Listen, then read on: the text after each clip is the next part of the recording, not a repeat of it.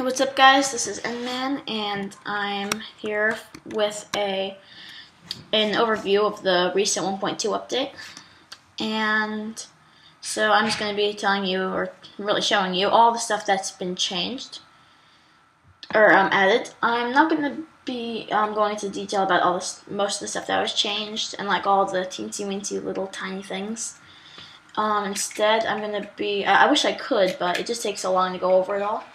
I will go into some of the more important little things, but the rest of it, it's just like it doesn't matter too much, and you'll stumble upon random little stuff as you play the new update. So here I am actually standing on top of a very, very tall stone tower, and this is because there is a new there's a new world map format called Anvil. And it's really three main things that changes, different from MC Region. The first one is that you can now build twice as high, up to 256 instead of 128, so that means you can build above the clouds. Pretty far above the clouds too. And the second is that, biomes are now detected and saved with the file. So if I press F3, you can see it says I'm in plains.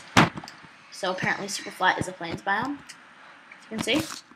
And so there is that, which is it's been added, and the third is just a bunch of very small things that just kind of make the file size of the map a bit smaller. Now, one thing to mention though is that you can build up to 256 in the Nether, but really you can only do this in creative mode, because I just made a little thing up here. Is that the bedrock ceiling hasn't been raised, but if I go all the way up here to the bedrock ceiling up here, as you can see, you can build above the you can build above this bedrock here, but of course you can't get here without creative mode. So let's fall back down here, and I'll show you the rest of the stuff. So there's that. And the second thing is that there's a new biome, which I'll show you in this world that I have right here. And this is the jungle biome, which is, it looks just like this. It has very lush green grass. I think I should put this to put that onto fancy. It has new wood. It has new leaves. And very lush green grass, and very tall trees too. Very tall, very thick trees. And it's also the new home for these ferns, which were removed with the new biome generation of 1.8 accidentally. And they're back now, and you can only find these in the jungle. So, it also comes with a new jungle sapling. As you can see, here are all the saplings, and this is the new jungle sapling right here. And if you use bone meal on it, let's find that bone meal, there it is. It turns into your standard jungle tree. Although, if you place 4 of them, just like this, and use bone meal on one, it makes one of these big trees, which is very not nice. So, and if you're outside of the biome, you might see that there's these fruits right here, and they would they're kind of like, yeah, they're pretty much fruits, and they kind of blend into the to the leaves when it's in the jungle biome. But if it isn't, you can easily see that there are these yellow fruits, which might have something to do with the cocoa bean trees. I don't know, but that's just something to take notice of. So let's go back into the other world, and all right, looks like all my stuff is despawning. Alright, so what do I need? I don't need this that much. Okay. So there is a new mob it's a pretty rare mob, and you can stumble upon this in the new jungle biome. These are Ocelots right here. Very shy, they really want to run away from you, but you take some raw fish. See, they'll come towards you, but any sudden movements, and they'll scurry away again. So, alright, so they'll come towards you, then once they stop, you would feed them your wheat, and it takes a couple, Whoa. And once you do, they will magically turn into one of 3 different varieties of cats. Let me just get this guy too. They have nice cute cat sounds too. There you go. Alright, no, 2 tabby cats. No, not tabby cats. No, never mind, I'm not good with cats. Now, if you have these at full health, and I believe you also use, you can use fish on these, so stand them up. If you use fish on them, no. Well, what should happen is it'll put them into love mode, which will, no, that's not working. Oh, never mind, I guess the hearts, oh, I have particles off. There we go. So they're in love mode, and they can make a baby kitten if you feed them raw fish. So, and then this will grow up into a, this little guy will grow up into a full-size cat. And if you have 2 different breeds of cat that make a baby, then it'll be a random one of those 2. So those are the baby cats. You can also, as you can see, sit and stand them. Baby, oh, little kitten here. Oh. Alright, so, cat and slime. So, now, yep, all my stuff is despawning. Now, zombies, along with skeletons, creepers, wolves, and ocelots, have a new AI, artificial intelligence, which enables them to be pathfinding, which makes them pathfinding. Or, in other words, they can navigate their way around walls. Like if I hit him, you can see he doesn't just try to get through to me, he'll actually walk out to try to get to me. And if I run in here, and I go and I head over here, he will come over and he'll get to me. It's kind of scary. Creepers do it, skeletons do it, wolves will do it when they're following you, and I think cats do too. If I'm missing any, go ahead and tell me in the comments, I'd appreciate that. Alright, now speaking of wolves, wolves are not tameable, just like the cats are, by feeding them any kind of meat except for fish. Alright, he's getting annoying. Let me just try to be peaceful for a second. Get him out of the way. No, normal. Okay. So if you give them any food when they're at full health, or any meat when they're at full health, including rotten flesh but not spider eyes, and not fish or cooked fish, because that's for the cats, you'll put them into love mode. So. And they will also make baby dogs, little puppies. There we go. See, and it does have a collar. You can see it. Yep. There's a little glimpse. Yeah, right there. You can see it in front of the giant head, and they can also be sat. So that's pretty cool then. All right. So there's that. And so this right here is a new mob that will defend villages. It's not a mob just yet, but just like the snow golems, you can create them. These will spawn in NPC villages. Where's the pumpkins? So you can find these in NPC villages that have at least 15 villagers in them. Or you can create one, just like that. This is an iron golem. And these guys have 50 hearts. They will attack all hostile mobs except for creepers, slimes, magma cubes, and ghasts. Yes, they will attack blazes. Now, you can get them angry at you if you hit it yourself, or you hit a villager. So, let's find my diamond sword. These have 50 hearts, and they will interact with the villagers, kind of like... Oh, I'm not ready for that yet. Alright, I'll just skip this for a second. Zombies will try to break down doors if they're on hard. Well, they'll always try to break down doors, but... See? And they'll get to you. And as you can see, zombies will also chase villagers around, and there's zombie sieges. When sometimes zombies will just completely raid the villages. So yeah, that villager's running for his life. Okay, he's back in the house. Alright, now, I don't want that just yet. I need to get the door back. There it is. Alright, so back to these. Now, they will show their friendliness with villagers by giving them roses. It's kind of cool. But if you hit them, eventually, I'm going to create a mode where you can't do anything. They'll drop anywhere between 3 and 5. Alright, This is completely ruining the point. So, and the way they'll attack hostile mobs is they will... Oh god, I need to get this stuff again. This is getting annoying. I wish I had more inventory space. Alright, so they will attack hostile mobs, but in a very special way. Very interesting way. Alright, now that. Turn on to easy. So, we're just gonna...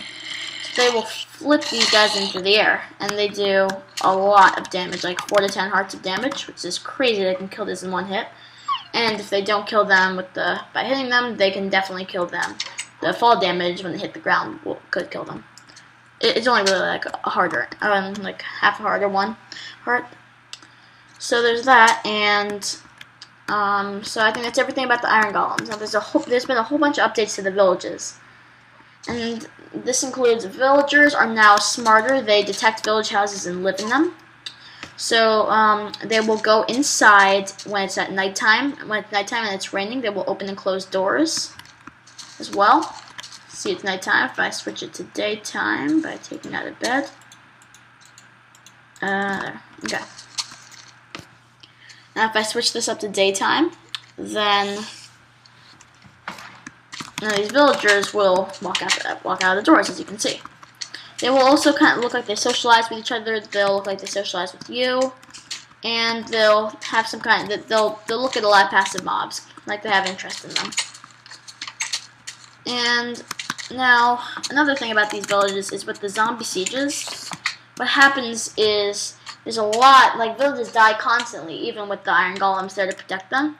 So if there's less villagers than village houses, then the villagers will make baby villagers, which look exactly like normal ones. I can't really demonstrate here because it happens randomly. And they will always sprint. They'll kind of look like they're playing tag. They'll chase each other around for fun. It's kind of cute. Alright, so now about the doors. As you can see, zombies will hunt down villagers and chase them. Now, double doors with pressure plates will now work. And the reason for that, the reason why they didn't work before, is because a left-handed door wasn't exactly a left-handed door. It was a right-handed door, but in its open state, as you can see. So when you have these, it goes like this, because this is the closed state, because it's a right-handed door.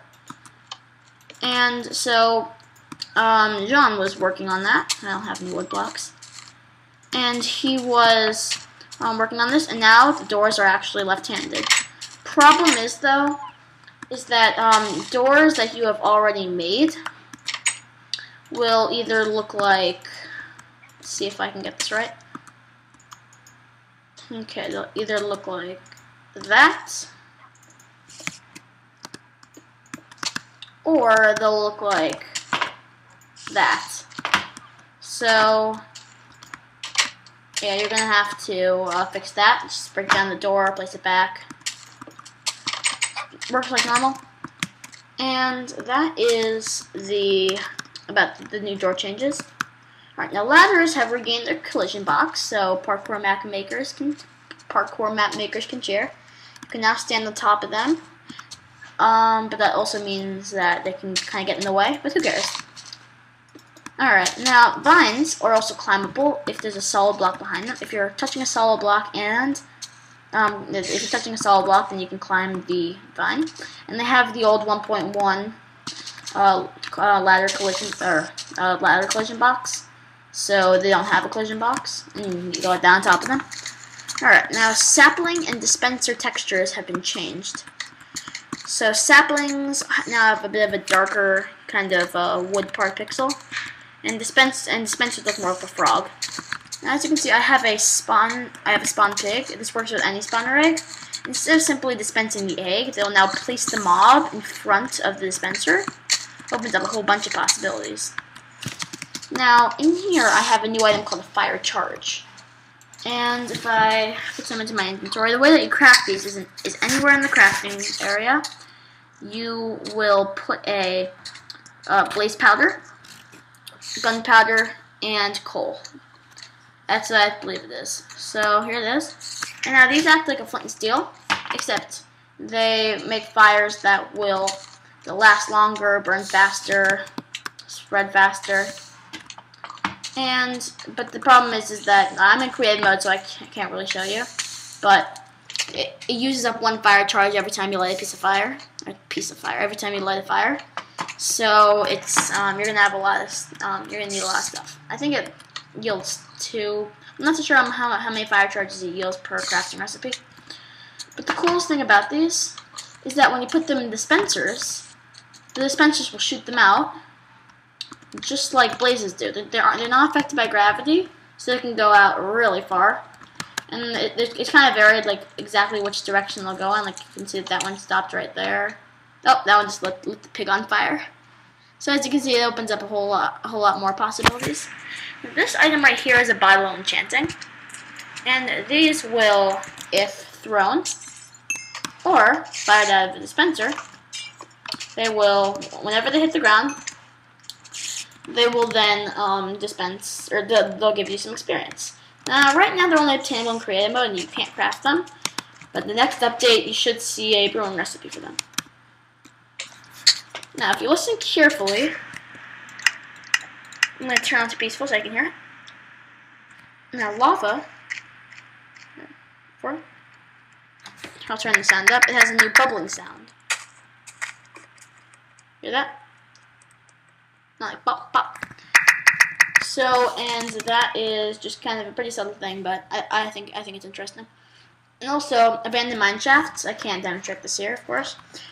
If they have a bridge over gaps, they will actually have wood under them, wood blocks. So that way, you won't have like floating, like those floating things, like going through ravines. It just looks awful.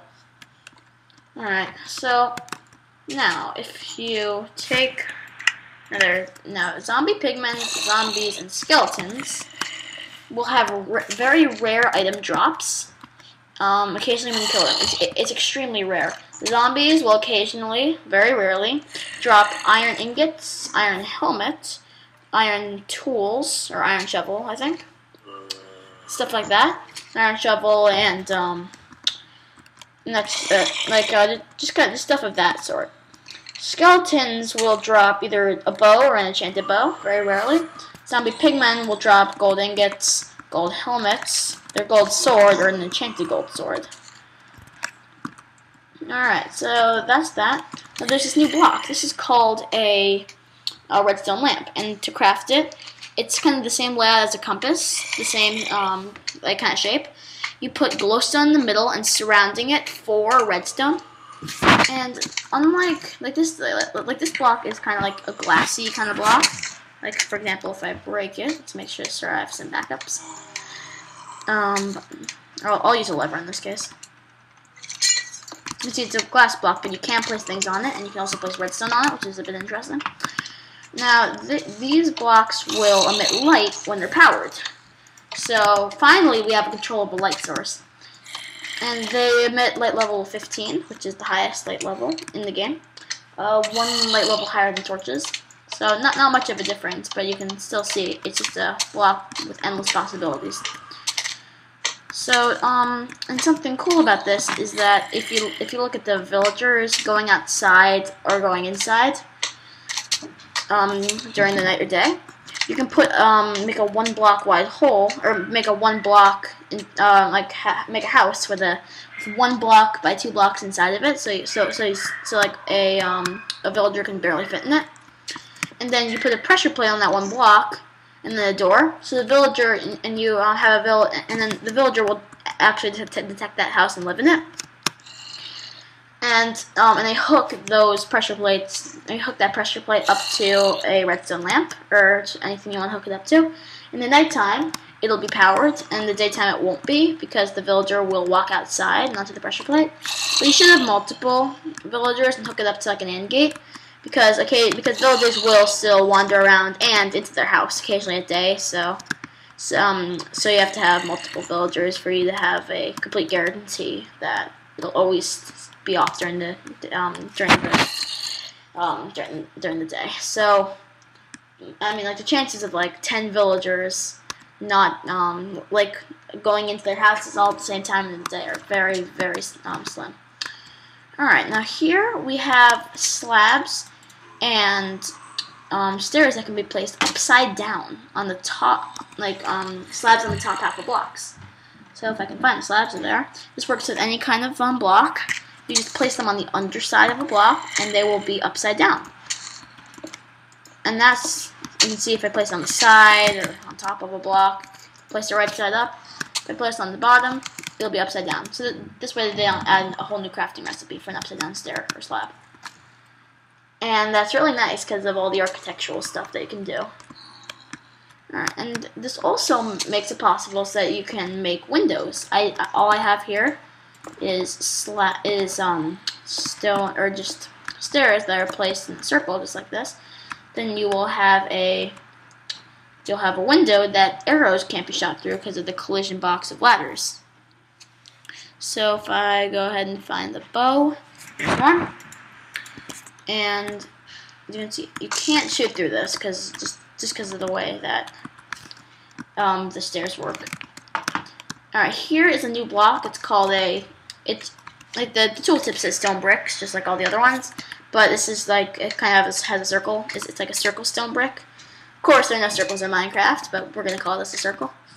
And these aren't generated. You can't craft them. They're only obtainable in creative mode right now. And there's also 2 new block textures in the terrain.png file. They haven't been added to the game just yet. But they